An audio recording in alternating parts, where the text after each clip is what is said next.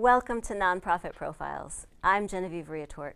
On today's show, we'll learn about how the Bay Foundation is working to protect our beautiful ocean waters with innovative programs that bring together residents, government, and businesses.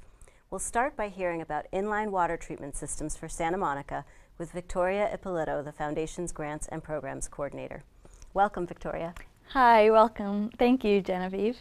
So, tell me a little bit about yourself and how you came to be with the Bay Foundation.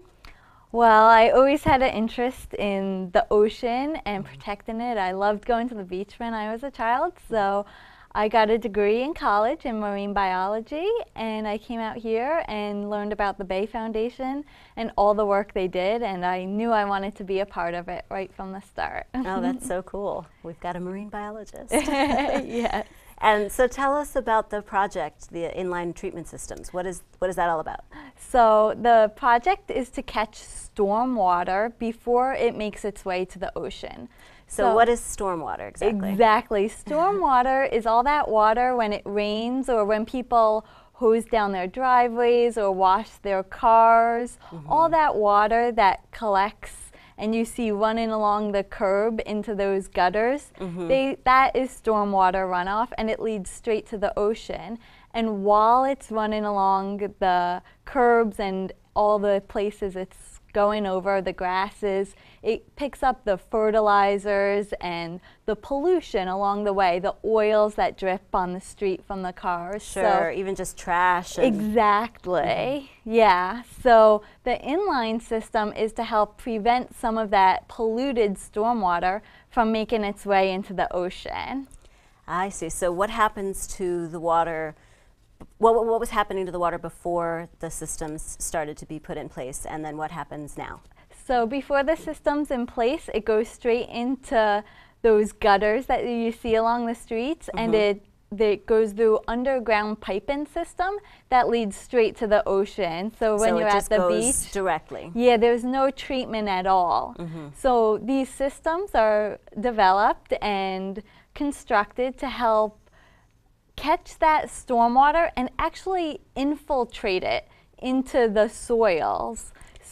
Oh, so it doesn't go to the, it's not like it gets treated and then goes to the ocean. You're actually preventing it from going to the ocean at all. Exactly. So that flow of water, especially the what we call low flow or dry weather flow, when there's not a lot of water being produced because it's not raining, it's just the small amounts from people washing their cars and irrigating their lawns. We often have drought seasons here in California. Exactly, but you'll still see that little bit of water heading down from over irrigation or sprinklers that actually water a little bit of the sidewalk in addition to the grass. So all that dry weather, almost 100% of it is caught and infiltrated. So it percolates through the soil and it never makes it to the ocean with those pollutants. So it's actually nurturing plants and things that otherwise might have to use fresh water? Kind of. So it makes it to the underground aquifers at times, so then it could be reused. And in some instances, not in the one here in the city of Santa Monica, actually this is one of the only projects of its type that I know of in the area, so it's definitely used as a demonstration project, and hopefully more could be developed like it. But you could also have tanks underground to capture that water and then reuse it. The city of Santa Monica actually has another project at the Pico Library where it has a large cistern. It's basically a large tank that captures the rainwater and treats it, and then they use it to flush toilets and stuff inside and to irrigate as well. So where are these treatment systems located in Santa Monica? So the inline demonstration project is on Nebraska and Franklin. And then the Pico Library has that big cistern. And then there's another project the city of Santa Monica did with funding from the State Water Resources Control Board and the Bay Commission on Bicknell Street, and that's what they called the Green Street Project. And what does that mean, the Green Street? So they did quite a few things there. They put down pervious pavement over the parking lanes, not the drive-in lanes. So what does pervious mean?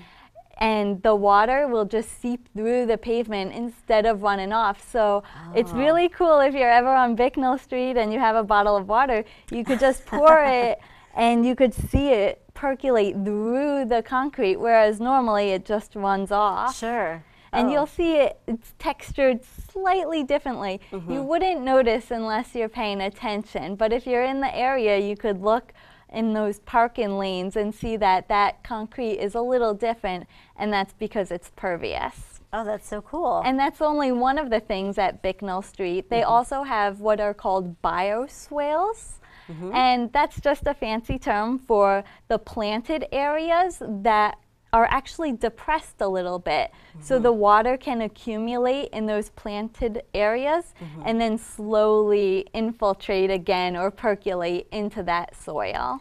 So it sounds like it's sort of serving a dual purpose. It's for one, preventing the pollution from reaching the ocean, and then it's also water conservation, so that water that otherwise might be used to water plants doesn't have to be used, and we can conserve water and use that water that otherwise would just be running off into the ocean. Exactly, and it refills our aquifers or our underground water systems, which sometimes run low because of droughts. So for our viewers, what can individual people, residents, what can people do to assist in this effort and to really prevent more, runoff water? Yeah, there's so many things that the homeowner alone could do. There's things that help reduce stormwater, and those are stormwater barrels, so rain barrels they're called, and the city will actually has a rebate program, so they'll actually pay you money to compensate for the cost of putting in these things. So you could get a rain barrel, put it at your house, and then use that water that you collect to irrigate your lawn. And then you could also, they have another rebate program for redirecting your downspout. So instead of directing it down your driveway straight into the street and out to the ocean, you could redirect it into an area where more plants are that need that irrigation. Well, those are great ideas, and of course people can go to the website and find out even more that they can do. Thank you so much for being with us. Thank you for having me. All right. Well, it is so inspiring to hear about how the Bay Foundation is working with our local government to minimize pollution and protect our environment. When we come back, we'll hear about how our local restaurants are doing their part.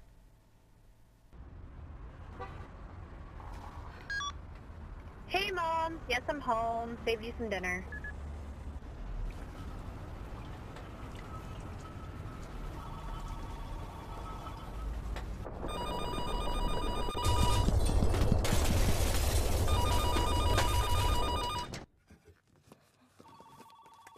Plan now for a major earthquake.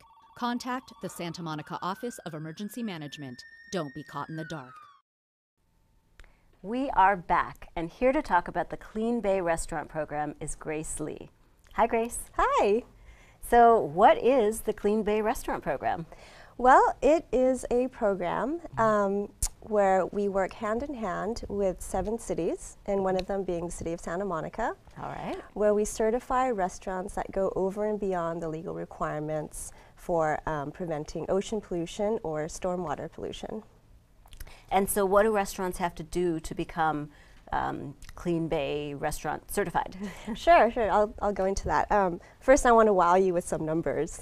Oh, okay. Wow us. Wow away. So every year, 30 billion gallons of stormwater runoff and urban runoff is dumped into Santa Monica Bay. Wow. That's a lot. It and is. Some of that comes from restaurants. They do contribute to the urban runoff problem, not only through runoff, but also trash and oil and grease. Sure. So there are about 26,000 restaurants in the LA region, and on average, a restaurant can generate about 300 pounds of trash every day. Wow. So 26,000 times 300 pounds of trash every day, it's about 7.8 million pounds of trash that's generated by the restaurant industry every single day. Okay, now make me feel better. Okay, so even if a small percentage of that gets into our storm drains, which leads directly to our rivers and ocean, it can have a tremendous impact. Sure. So we, at the Bay Foundation, we work with several cities, including Santa Monica, and we identify and we certify restaurants that do their part to prevent ocean pollution. So do things that prevent the trash from going into the storm drain and prevent any type of urban runoff from going into the storm drain. So what are some examples of what restaurants can do? So instead of rinsing their hardscapes around their restaurant, so what's a hardscape? Sidewalks, parking lots, if there's an outdoor eating area. Sure. Instead of rinsing it out with a hose, where that rinse water can then pick up any trash or food or even oil and grease and gets rinsed into the storm drains that lead directly to our rivers and oceans. Right. They can dry sweep. A very simple thing. Oh, just like you'd sweep your kitchen floor. Yes, exactly. They could also rinse their floor mats out inside in the sink so that the rinse water drains into the system and gets treated at a wastewater treatment plant instead of rinsing them out outside. Where they end up in the storm runoff. Yeah. So do you train restaurants? Is there a training component, or how do they find out about the techniques that they can do and then actually become certified? Well, the program, how it works, is that inspectors that work for the city, they already do checks on restaurants to see if they are satisfying their legal requirements for preventing stormwater pollution. But there's an extra checklist of things that they can do, like the dry sweeping and rinsing the mats off indoors. And this checklist was developed in cooperation with the 7 cities that we've worked with. And they just go down the list of things that they can do to prevent, again, So is it the inspectors that are educating the restaurants, or are they just checking to make sure the restaurants are doing The inspectors those are things? checking to make sure that they're doing this. But in advance, if they contact our organization or these city inspectors, they can get the list of things that they can do to become part of the program. And how do they get that certificate? So the city inspectors go and make sure that the restaurants are abiding by the things on the checklist. So they have to have 100% compliance with the things on this list. And if they are doing all of those things, and they do get indicted into the program, and they get the certificate, which they can hang in their window. Sure, proudly display. Yeah, and they also get listed on our website as a Clean Bay restaurant. And roughly how many restaurants are participating? So right now in the city of Santa Monica, there are 39 participating businesses. Oh, that's great. Yeah. And is it mostly businesses that are near the ocean, or is it all throughout the city? It's mostly businesses we work with 7 coastal cities. Sure. Yeah, so it's any restaurant that's within that city. And you also do some public outreach. I understand you have a pretty exciting exhibit that you take to Santa Monica Festival and other kind of community events. We have an interactive booth. We created a live version of the Angry Birds game. How fun. But instead, our game is called the Angry Bay game. And the bay is angry because it's polluted. So we're asking the participants to come and help us make the bay a happier and cleaner place. So we've built these giant slingshots, and they can sling these native animal life through holes in this backdrop. How fun. And it's a lot of fun. Yeah, that's a pretty fun booth, it sounds like. Yeah, but in all of the holes, there are best management practices that restaurants can implement at their place of business. And so the people that play the game, there's an interactive way to see how you can participate in the program, and you can talk to people about it. So is it something that kids and adults can Of course. play? Yes, we encourage everyone to play this game. A lot of times it's just kids, but it's definitely a lot of fun for adults as well. And so how can the public support the program? You know, the average restaurant diner, which we all really love to do here in Santa Monica. Well, right, exactly. I love to eat out. You love to eat out. It's a very simple way to support the program by eating at a Clean Bay restaurant. So, you know, next time you're making a decision on where to go have dinner, go to our website, santamonicabay.org, and one can look up the list of restaurants that are part of the program and and dine at one of these restaurants. And how do the restaurant owners feel about it? I think they're pretty happy about the business. I mean, it sounds like it might be a little bit more work, or maybe just a little bit more work. thought and care that has to go into how they run their business. Right, exactly, yeah. But I would think it probably makes the employees happy to know that they're working at a place that is supporting the environment and making a positive impact. Yeah, it's a very fun program to work on, because we get to work with the restaurant owners and the people that work there, and you can see that. I mean, they're doing the right thing, right. So it makes you feel better. But also, part of the program, what makes it kind of cool is that it gives people a way to identify if the restaurant is doing something to help clean the ocean. Right. So as people, that are spending their money in the city, we can make an informed choice about where to eat and try to eat at places that are really contributing to the community. Right, right. Well, Grace, thank you so much for being with us and for telling us about the Clean Bay Restaurant Program. It sounds like a fantastic initiative. Thank you. Thank you for having me. Well, next time you visit your favorite local eatery, look for a Clean Bay Restaurant certificate from the Bay Foundation. If you don't see one, please take a moment to let them know about the program. I promise it'll make your meal taste even better. Please stay with us to hear about all the other initiatives that the Bay Foundation is working on. I thought I had everything under control. Then, one day, something happened. I didn't know how to stop it. I didn't know there was help. Until someone told me.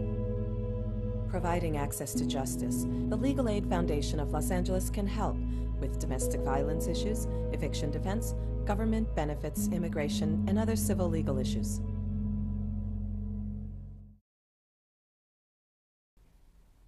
Welcome back.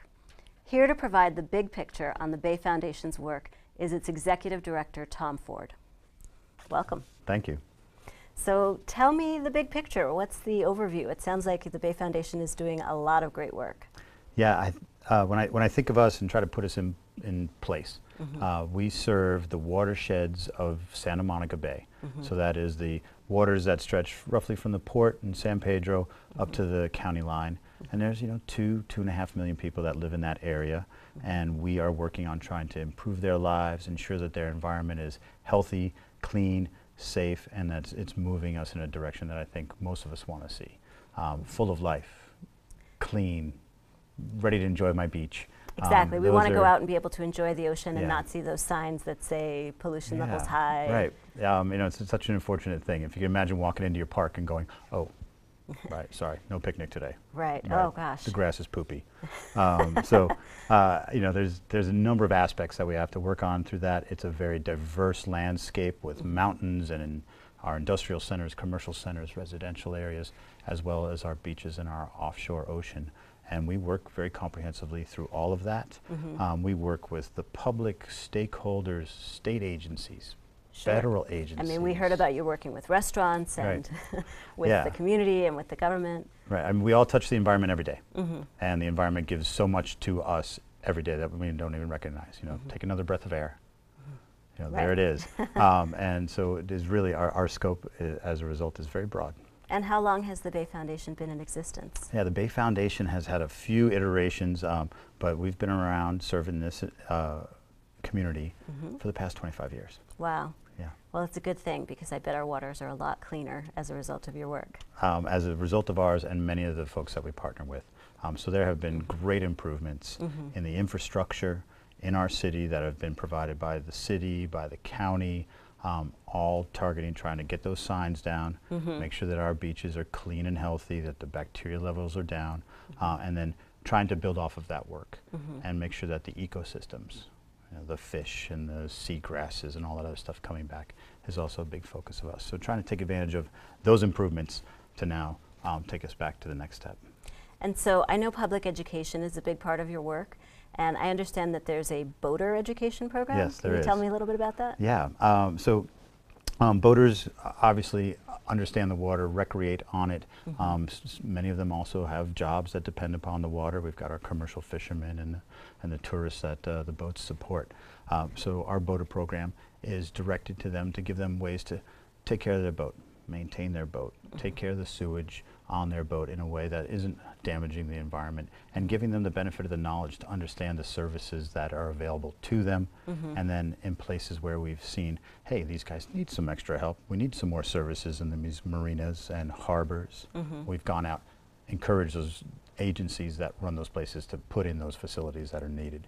And it's been such a successful program that we've expanded throughout the state, and now, you know, folks are going, can you do this in Nevada and Arizona for us as well? And we're going, well, maybe, we'll have to figure it out. Got to take care of us first. Yeah, yeah, absolutely. But our boater program has been a very cool project, and one of our most innovative. We've got an app now, you know, no big deal for some folks, I imagine, but for us, for a that was nonprofit, big. that's pretty impressive. That was big, yeah. So folks can get our boater guide, and wherever they go, up and down the coast, whatever marina they're in, they can find the services that they need to help support them and make sure that their boating is truly green. So I understand you were actually in the water today? Yes, it was. Yeah, I'm probably still wet in a few places as I sit here. So you scuba dive I do. as part of your work? Yes. I've always been fascinated by the ocean since I was a kid. And for the past 15 years, a big part of my work has been studying and restoring the kelp forests off of our coast. We've lost roughly 75% of them over the past 100 years, and we have tested ways to bring them back. We work with a diverse group of people to do that: fishermen, nonprofits, researchers, aquariums, government agencies. It's really exciting. So what's causing the kelp forests to decline, and how do you bring them back? Yeah, so there's a number of stressors or a number of causes. Pollution is certainly part of it. A loss of predation, meaning that the predators that used to be in the system that would eat the sea urchins have been thinned out.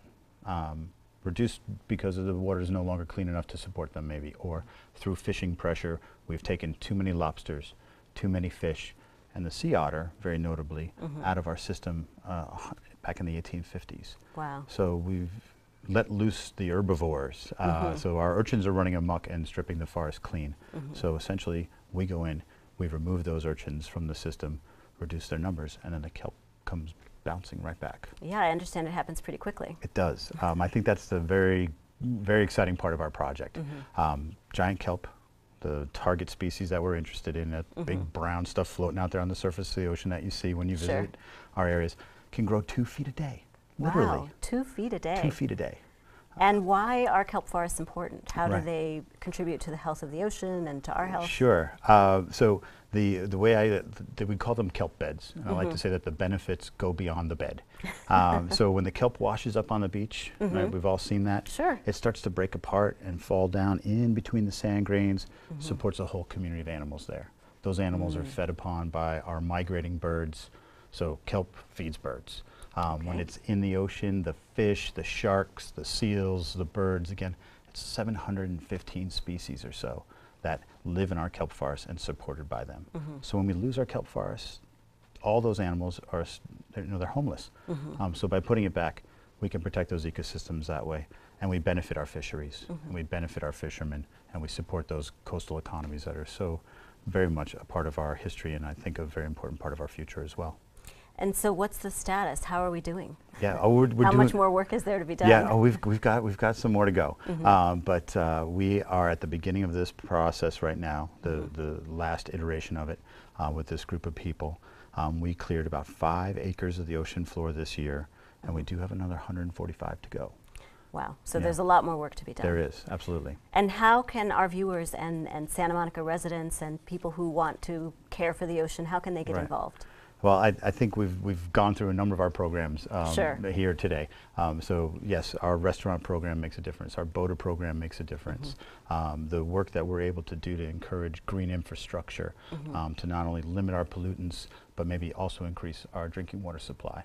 All important things that we need people to stay aware of and support. When they're going out fishing in the area, or if they're a scuba diver, they can come out and join us and help in that effort. But as every nonprofit that visits your stage, of course, if there's no other way to do it, our Donate Now button is waiting for them. Well, fantastic. Thank you so much for being with us and for telling us about the great work that you're doing. Very good, thank you. All right, well, this has been really enlightening. And I'm so glad that you could be with us for this edition of Nonprofit Profiles. I hope you feel inspired to get involved with the Bay Foundation to do your part in stewarding your waters. To get involved, visit santamonicabay.org or call 213-576-6615.